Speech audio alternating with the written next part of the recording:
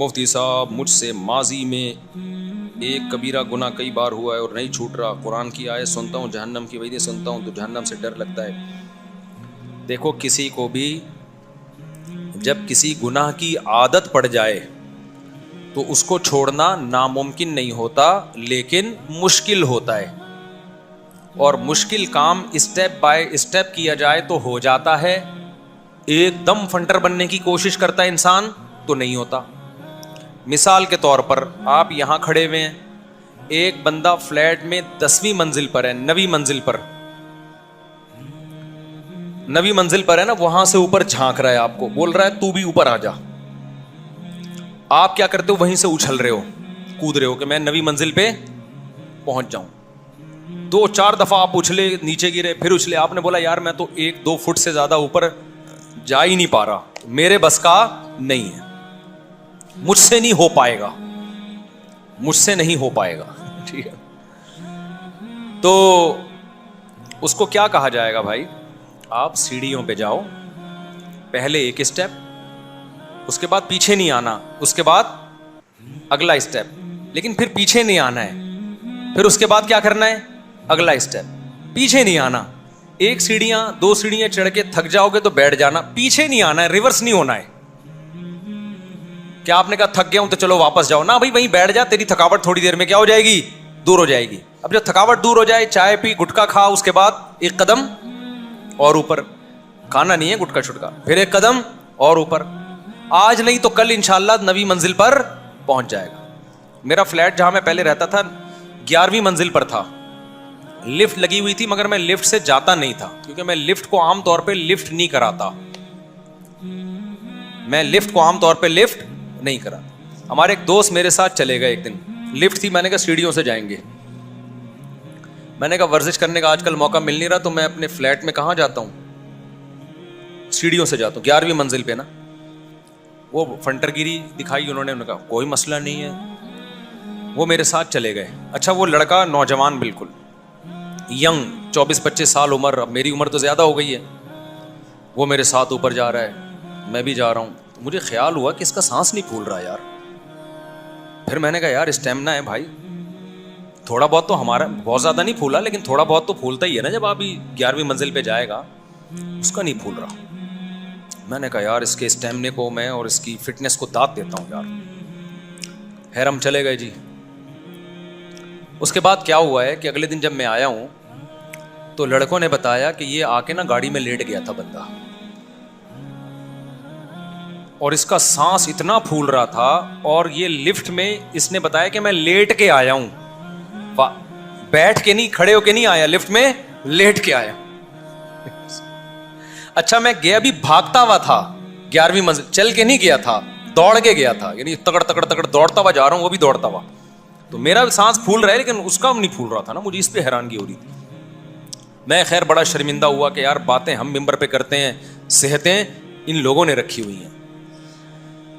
خیر جی پھر وہ انہوں نے بتایا کہ اس کا سانس پھول رہا تھا اور گرد وہ عجیب سی حالت ہوئی تھی نا اس کی.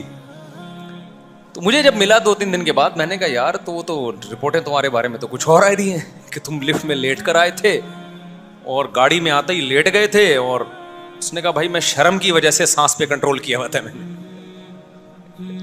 مجھے کیا آ رہی تھی, شرم آ رہی تھی کہ آپ عمر میں مجھ سے زیادہ ہیں, بھاگ رہے ہیں. اور کہہ رہے میری تو حالت خراب ہو گئی تھی, اب میں رکتا تو بھی شرمندگی ہوتی تھی اور ہو کرتا, تو کہہ رہے میں نے بڑی کنٹرول کیا ہوا تھا, لیکن میں ایک دم پھٹاؤں پھر بعد میں. یہ بات میں, ہاں تو میں عرض کر رہا تھا کہ دیکھو جب آدمی 11ویں 12ویں 13ویں منزل پہ جائے گا, ہدف آپ کا آسمان کی بلندی ہے, اور جانے کی کوشش آپ ایسے کر رہے ہو کہ یوں اچھل اچھل کے فلیٹ میں پہنچ رہے ہو, کبھی پہنچو گے, ہڈی پسلی توڑ دو گے اپنی. اس کا طریقہ یہ ہے بھائی, 1 قدم, دوسرا قدم, تیسرا قدم, ایک اسٹیپ پہ جا کے جب آپ بہت تھک گئے ہو بیٹھ جاؤ آرام سے, پیچھے نہیں آنا ہے, بس کیا نہیں کرنا ہے, پیچھے نہیں آنا ہے, وہاں جا کے بیٹھ جاؤ. جب تھکاوٹ ختم ہو پھر چلنا شروع کر دو. بالآخر دیر سے پہنچو گے لیکن پہنچ جاؤ گے کہ نہیں پہنچ جاؤ گے, 11ویں منزل پر, 15ویں منزل پر, آج نہیں تو کل پہنچ جاؤ گے. تو خوب سمجھ لو, جس گناہ کی انسان کو عادت پڑ جاتی ہے کچھ گناہ ایسے ہیں جو آپ کی باڈی کی ریکوائرمنٹ بن جاتے ہیں. بہت اہم ٹاپک ہے, اللہ کرے یہ آپ لوگوں کی سمجھ میں, نوجوانوں کی سمجھ میں آ جائیے. کچھ گناہ ایسے ہوتے ہیں باڈی کی ریکوائرمنٹ نہیں ہوتی, پھر وہ باڈی کی نیڈ نہیں ہوتی. آپ نماز چھوڑتے ہو, یہ باڈی کی نیڈ نہیں ہے. پڑھنا نہ پڑھنا نشہ نہیں ہے, یہ سمجھ رہے ہو نا. لیکن کچھ گناہ ایسے ہوتے ہیں جن کا آپ کے باڈی سے براہ راست آپ کے جسم سے تعلق ہوتا ہے. تو پھر جب وہ آپ گناہ نہیں کرتے تو آپ کا جسم بے چین ہوتا ہے. جیسے نشہ ہے, نشے کی عادت آپ کی باڈی کو پڑتی ہے کہ نہیں پڑتی؟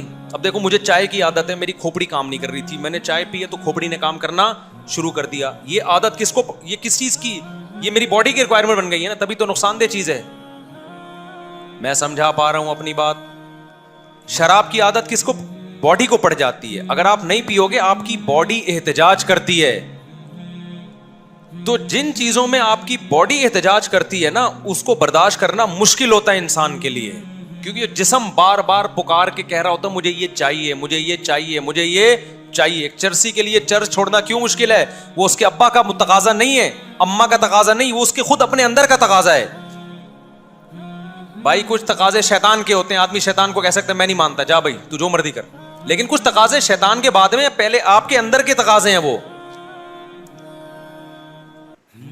آپ کو پیاس لگتی ہے, آپ کے ابا کہہ رہے پانی نہ پیو, جسم کہہ رہے پانی پیو, تو کس کی مانتے ہو؟ جسم کی. کیونکہ جسم کا مقابلہ کرنا آسان نہیں ہے, بہت مشکل ہے. بھوک لگ رہی ہے, کس کا مطالبہ ہے یہ؟ کھانا کھانا. آپ کو جب بھوک لگتی ہے تو آپ کا جسم کہتا ہے مجھے کیا چاہیے؟ روٹی چاہیے. برداشت کب تک کرو گے؟ ایک دفعہ, دو دفعہ, بار بار, ہر وقت دماغ میں یہی آتا رہے گا کہ روٹی چاہیے. تو جب تک روٹی کھاؤ گے نہیں تسلی نہیں ہوگی. سمجھتے ہو کہ نہیں سمجھتے؟ تو اسی طرح کچھ گناہ ایسے ہوتے ہیں جو آپ کے جسم کی نیڈ بن جاتے ہیں, ضرورت بن جاتے ہیں. ہینڈ پریکٹس, ماسٹربیشن جو جس کا دوسرا نام ہے, فحش فلمیں دیکھنا, زنا کرنا, شراب پینا, نشہ کرنا, یہ وہ گناہ ہیں جس کی آپ کو لت پڑتی ہے, پھر آپ کی باڈی کی ضرورت بن جاتی ہے. یہ اگر آپ یہ گناہ نہیں کرتے آپ کی باڈی احتجاج کرتی ہے, باڈی ڈپریشن میں جاتی ہے, اسٹریس میں جاتی ہے, باڈی ٹینشن میں جاتی ہے. لہذا پھر باڈی کو ٹینشن سے نکالنے کے لیے گناہ کرنا پڑتا ہے. یہاں تک بات سمجھ میں آ گئی ہے؟ اب باڈی کی نیڈ جو ہے نا دو طرح کی ہوتی ہے. آپ کی جسم کی جو ریکوائرمنٹ ہوتی ہے وہ کتنی طرح کی ہوتی ہے بعد میں دینا, یہ وہ دو طرح کی. ایک وہ نیڈ ہے جو نیچرل ہے, جو قدرت نے آپ کی باڈی میں رکھی ہے, جیسے پیاس کا لگنا اور بھوک کا لگنا. یہ قدرت کی طرف سے. بچہ جب پیدا ہوتا ہے نا ماں کی چھاتیوں کی طرف لپکتا ہے کیونکہ اس کو دودھ چاہیے. یہ آپ کی بنائی بھی ضرورت نہیں ہے, بلکہ یہ قدرت نے آپ کے جسم کو دی ہے. آپ کے جسم کی صحت اس پر موقوف ہے. یہ بھوک لگنا بند ہو جائے گی, آپ مر جاؤ گے. آپ کیپسول کھاؤ گے کہ مجھے بھوک لگے. اور کچھ باڈی کی ضرورتیں ایسی ہوتی ہیں جو قدرت نے نہیں رکھی, آپ نے اپنی باڈی کے ساتھ غلط کر کے باڈی کو عادی بنا لیا ہوتا ہے اس کا. وہ آپ کی باڈی کی ضرورت ہوتی نہیں ہے, آپ نے وہ کام کر کر کے اپنی باڈی کو, اپنے جسم کو ان چیزوں کا عادی بنا لیا ہوتا ہے. سمجھ میں آ رہی ہے بات؟ یہاں تک کلیئر ہو گئی ہے بات؟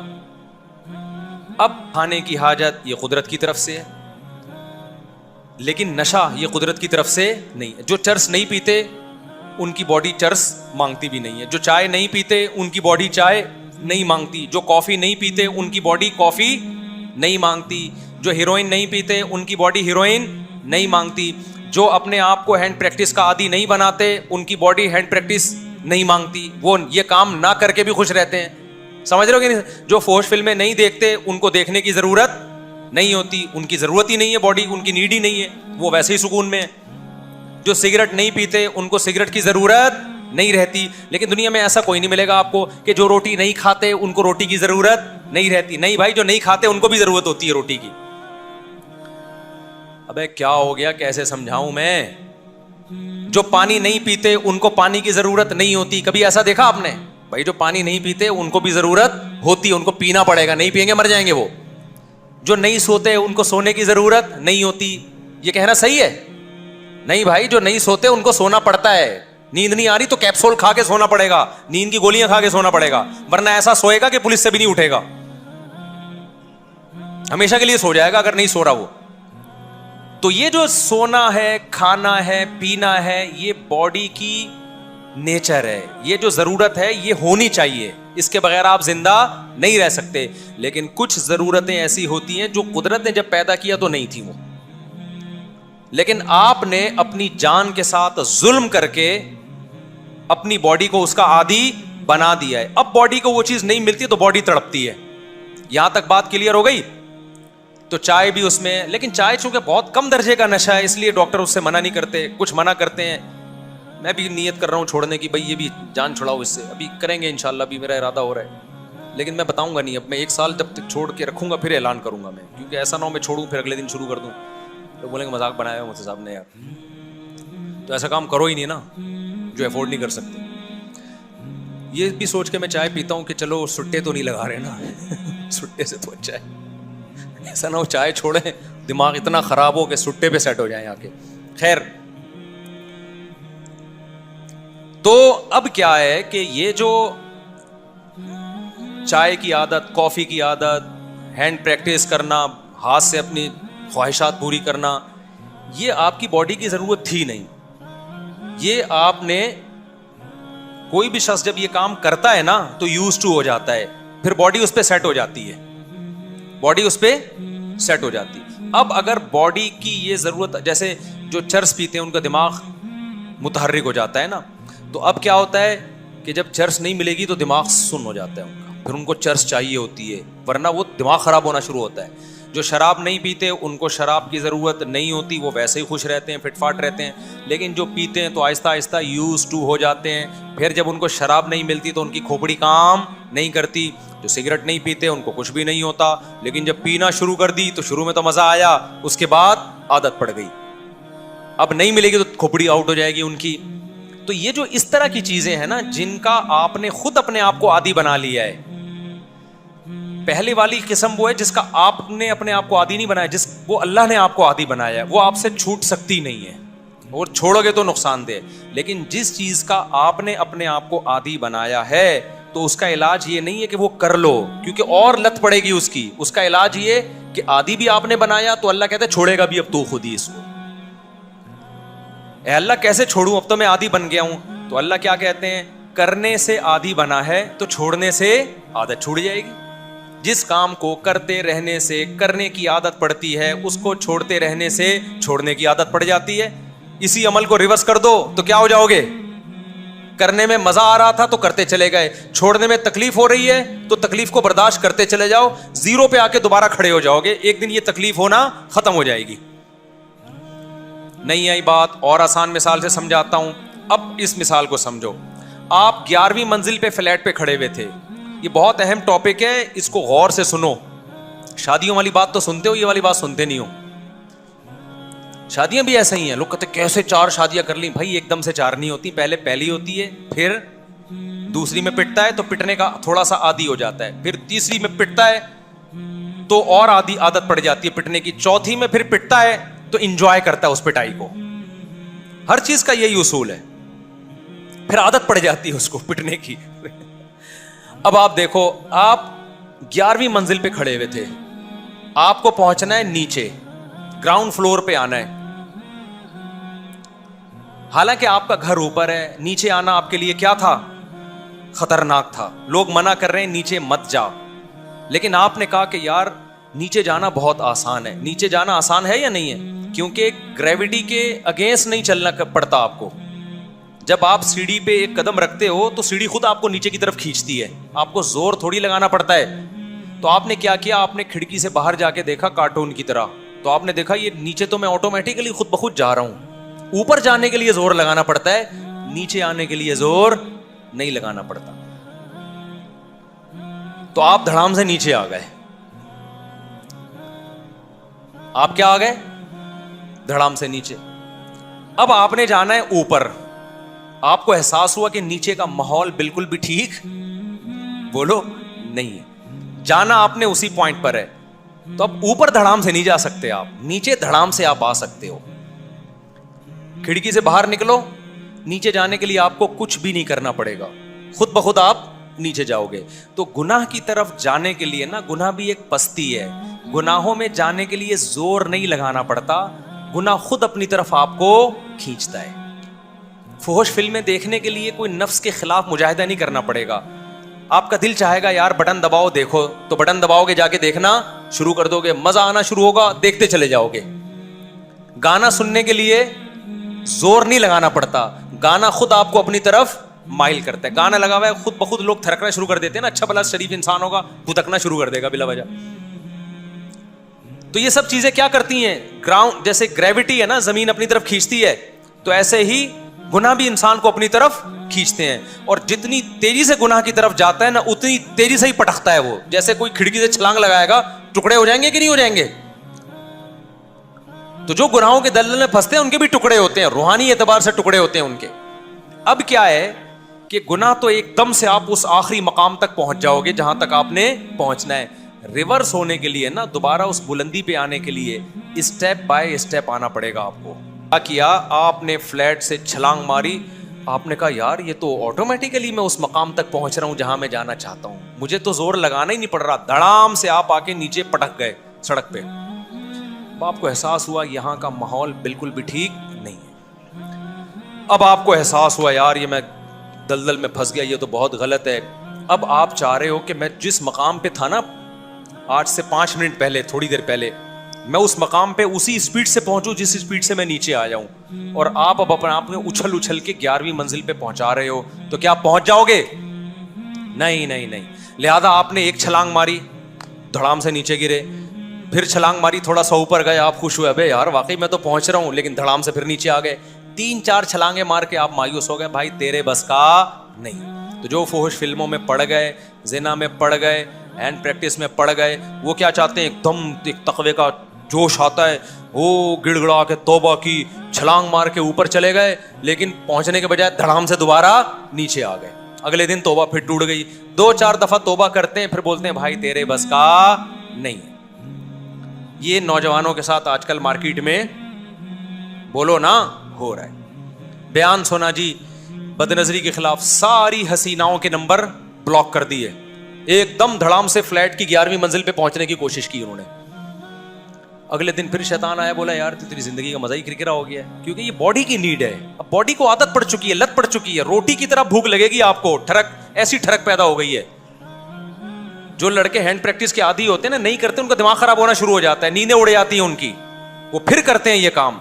तो यही हाल होता है, ऊपर जाके दोबारा गुनाह अपनी तरफ खींचते हैं, जैसे जमीन खींचती है, वो धड़ाम से दोबारा गिरते हैं। 4-6 दफा छलांगे मारने के बाद वो मायूस हो जाते हैं, बोलते हैं भाई हमारे बस का नहीं है। फिर वहां ब्रेक नहीं लगती, फिर मजीद पस्ती में जाने की कोशिश करते हैं वो। तो उसका तरीका ये है कि छलांगे मारने के बजाय ना, आप क्या करो, सीढ़ियों से ऊपर जाने की कोशिश करो।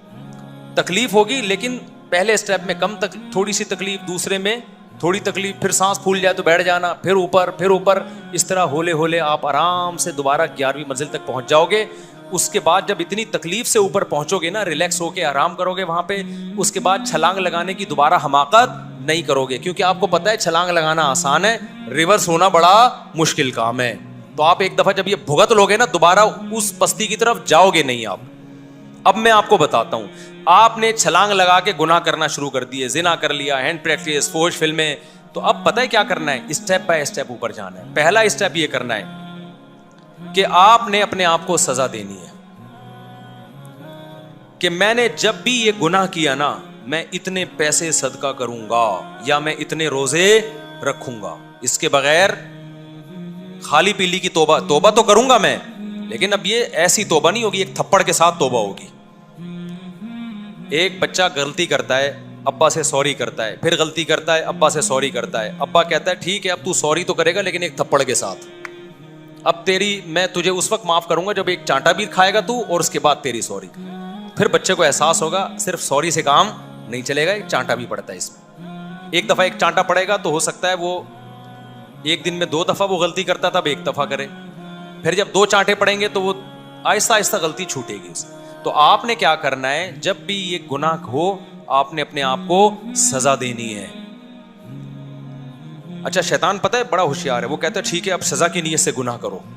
ये ऐसे ही है जैसे आपने सीढ़ियों पे चढ़ने का इरादा किया और आपने कहा मजीद ग्राउंड फ्लोर पे चले जाओ, एक ही दफा में सीढ़ियों पे चढ़ूंगा मैं, ये बहुत बड़ी हमाकत है।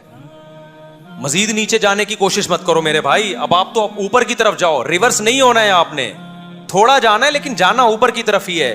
تو اب مزید آگے گناہ کی طرف نہیں جانا, پیچھے جانا ہے, جانا دوبارہ نیکیوں کی طرف ہے, ریورس نہیں ہونا ہے اب آپ نے, اس سے آگے کی طرف نہیں جانا ہے. تو اب آپ نے کیا کرنا ہے کہ آپ نے روزہ رکھ کے اپنے آپ کو سزا دینی ہے, یا صدقہ کر کے اپنے آپ کو سزا دینی ہے. اس سے ایک دم نیک نہیں بن جاؤ گے, لیکن جو کام دن میں 6 دفعہ ہوتا تھا تو وہ 3 دفعہ ہونا شروع ہو جائے گا.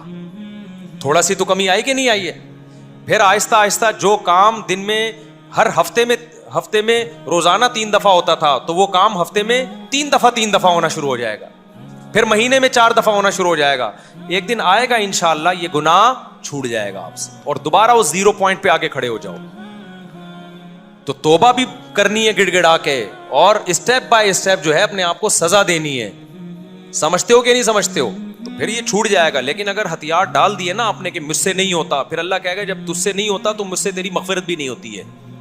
کیونکہ جو خود نہیں چاہتا ہے نا تو اللہ نہیں اس کو معاف کرتا. اللہ کی عادت نہیں ہے. انلزمکموہا وانتم لہا کارہون. اللہ کہتا ہے تو جانا نہیں چاہتا جنت میں اور تمہیں تو زبردستی اٹھا کے بھیج دوں, ایسا نہیں ہوتا. ایسا نہیں ہوتا اللہ کے یہاں. جو بچنا چاہے گا تو اللہ اس کا ہاتھ پکڑے گا, جو چاہتا ہی نہیں ہے شیطان کے سامنے ہتھیار ڈال دیتا ہے. لڑکے کہتے ہیں یار ہمیں تو مجزنی کی عادت پڑ گئی ہے, ہم تو نہیں چھوٹتی بھائی, یہ تو اب تو یہ سوسائٹی کا حصہ بن چکی ہے. مفتی صاحب اب یہ باتیں چھوڑ دو یار, اب تو سبھی کرتے ہیں. تو بھائی میں کہتا ہوں ٹھیک ہے بھائی, تو اللہ نے تو قرآن میں کہہ دیا کہ بیوی کے علاوہ کسی اور طرح سے کوئی بھی اپنی خواہش پوری کرے گا وہ اللہ کی حدود کو توڑنے والا, اللہ نہیں چھوڑے گا. لوگ کہتے ہیں یہ فوش فلم میں تو یار سبھی دیکھ رہے ہیں, اپنی اب بچنا ممکن نہیں ہے. تو اللہ کہہ میرے لیے مغفرت بھی ممکن نہیں ہے, ٹھیک ہے نا, کیونکہ میں نے حرام کیا ہے, اس لیے تھوڑی کہ سب کر رہے ہیں تو تو بھی کرنا شروع کر دے. حرام اس لیے کیا ہے کہ یہ حرام ہے, مجھے ناپسند ہے, تو بچنے کی کوشش کر, تو زور لگا تو بچنے کے لیے. تو جب باڈی کی نیڈ کوئی چیز بن جاتی ہے نا, تو جیسے کرتے رہنے سے کرنے کی عادت پڑتی ہے, چھوڑتے رہنے سے چھوڑنے کی. ایک واقعہ سنا کے اس ٹاپک کو ختم کرتا ہوں. ایک دوست ہیں ہمارے, ابھی دوستی ہوئی ہے ان سے, انہوں نے اپنا بچپن کا تو نہیں یعنی جوانی کا ہی سمجھ لیں, پرانا واقعہ تو اس لیے بچپن کہہ رہا ہوں. ان کو نشے کی عادت پڑ گئی تھی, بہت خطرناک نشہ. وہ بندہ مجھے یہ کہتا ہے کہ جو لڑکا یہ کہتا ہے نا ہم سے نشہ نہیں چھوٹتا, جھوٹ بولتا ہے. اس نشے کا انہوں نے نام بھی بتایا, مجھے نام یاد نہیں ہے اس کا, تو وہ بہت خطرناک نشہ تھا. کہہ رہے ہیں ایک دن میں نے ارادہ کیا میں یہ نشہ چھوڑوں گا, میں یہ نشہ چھوڑوں گا. میں نے کہا آپ کسی ہاسپٹل میں گئے؟ کہہ رہے کوئی ہاسپٹل نہیں. میں نے کیا کیا, اپنے آپ کو گھر کے اندر کنڈی لگا کے تالا لگا کے بند کر دیا, اور یہ عزم کیا کہ 6 مہینے سے پہلے میں کمرے سے باہر نہیں نکلوں گا. نہیں آئی بات؟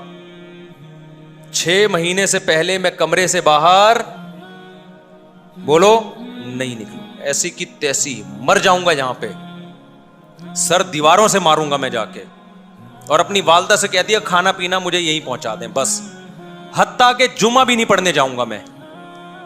اب ہو سکتا ہے کوئی کہ جمعہ چھوڑنا تو حرام ہے, کہتے مجھے ڈر یہ تھا کہ میں نکلا نا گھر سے باہر مجھے خیال آئے گا اور میرے وہ چرسی ہیروئن کی دوست مجھے ملیں گے.